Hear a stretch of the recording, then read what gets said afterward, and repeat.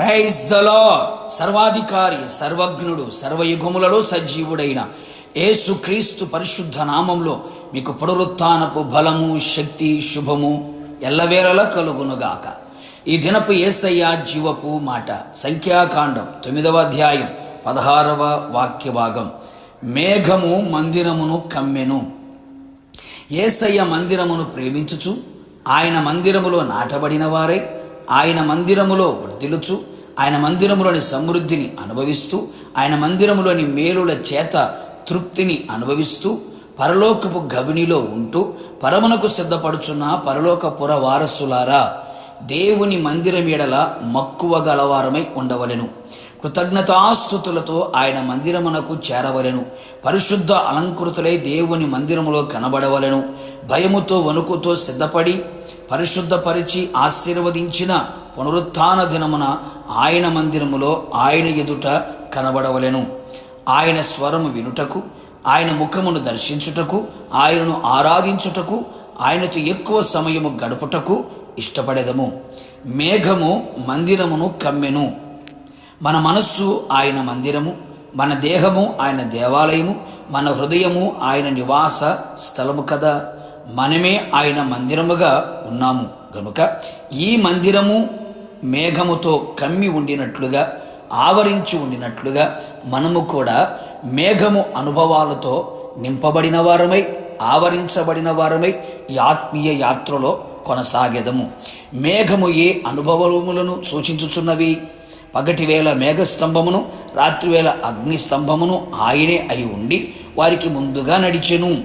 మేఘము ఇశ్రాయేలీయులను నడిపించినది కదా. మనము కూడా దేవుని నడిపింపునకు, ఆత్మ నడిపింపుకు, వాక్యపు నడిపింపుకు, దైవ సేవకుని నడిపింపుకు ఎల్లప్పుడూ లోబడి నడిపించేవారముగా కనబడాలి. వేగము గల మేఘమును ఆయన వాహనముగా చేసుకొని ఉన్నాడు. ప్రతి ఆత్మీయుడు ఆత్మ సంబంధమైన ప్రతి విషయములలో వేగము గలవారై ఉండవలెను.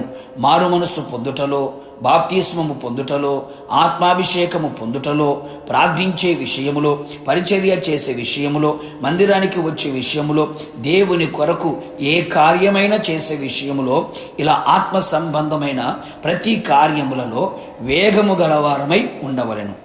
మేఘము దీవెనకరమైన వర్షముతో నిండి ఉన్నది. నిర్జలమైన మేఘముల వలె మనము కనపడకూడదు సుమి. అవును ప్రియులారా, మనమందరము ఆయన వలన దీవించబడిన వారమై అనేకులకు దీవెనకరముగా ఉంటూ దీవెనలతో తృప్తి పొందేదము. మేఘము ధూమముతో ఉన్నట్లుగా ప్రార్థన ఆత్మతో నింపబడిన వారమై విసుకక నిత్యము పట్టుదలతో ఏకమనసుతో ఎడతెగక ఉపవాసముండి అన్ని వేళల క్రమమైన ప్రార్థనా జీవితము కలిగి ఉండేదము. మహిమ మేఘములో కనబడి ఆయన మాటలాడినట్లుగా మనము కూడా ఆత్మ వలన మహిమ నుండి అధిక మహిమను పొందుకొనేదము. ఆయన మనలో నుండి మాటలాడే విధముగా మనము జీవించేదము. ఇట్లు మేఘము అనుభవములు మందిరమును కమ్మి ఉండును గాక.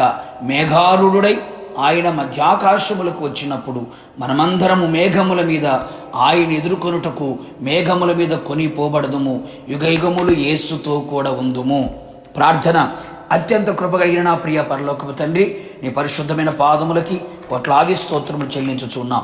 మరొకసారి మీ పాద సన్నిధిలో ప్రభువా మనసారి మిమ్మల్ని స్తుతించడానికి మీరు ఇచ్చిన ధన్యత కొరకే స్తోత్రాలు. మా జీవాన్ని మీ కృపలో దాచుకున్నందుకు స్తోత్రాలు. మేఘము మందిరమును కమ్మినట్లుగా మేఘపు అనుభవాలతో మా జీవితం నడిపించబడినట్లుగా సహాయం చేయమని కోరుతున్నాం. ఎల్లప్పుడూ మీ నడిపింపులోనే మేముంటూ మీ చేత దీవించబడిన వారమై ప్రార్థన అనుభవాలు కలిగి మహిమతో నింపబడినట్లుగా మేఘముల మీద మేఘారుడై మీరు వచ్చినప్పుడు మిమ్మల్ని ఎదుర్కొనుటకు అత్యధికమైన కృపని మా అందరికీ దయచేయమని, మేఘము మహిమతో నింపబడినట్లుగా మేమందరము కూడా మందిరములో తండ్రి మీ మేఘము కమ్మినట్లుగా మా జీవితంలో కూడా ఇలాంటి అనుభవాలన్నీ కమ్మి ఉండునట్లుగా మీరు కృప దయచేయమని యేసు నామములో అడిగి పొందుకొని ఉన్నాము తండ్రి. ఆమేన్. నిశ్చయముగా మీకును మీ కుటుంబ సభ్యులందరికీ మేఘము అనుభవాలు కమ్మి ఉండును గాక. God bless you.